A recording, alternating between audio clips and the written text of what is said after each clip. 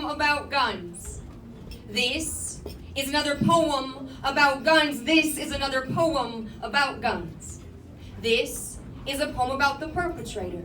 This is a poem about the perpetrator. This is another poem about the perpetrator. This is another perpetrator. This is a poem about the victims. This is a poem about the victims. This is another poem about the victims turned heroes, but still victims. This is a poem about the right to bear arms, about children being shot in the arms, in the back, and the head. This is a poem about the dead. This is another poem about the dead. This is a poem about the survivors, about surviving, about needing to survive, about being trained to hide. This is a poem about desks, chairs, covered windows. This is a lockdown.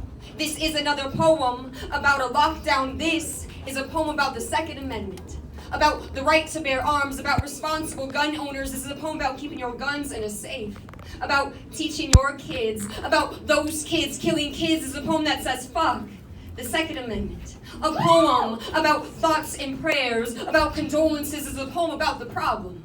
Parents, media, violence, bullying, silence. A poem about mental health, about a nation gone mental. God has been crying over our thoughts and prayers. God no longer grants us condolences as he watches us choose bullets over lives. God has grown numb to the death count.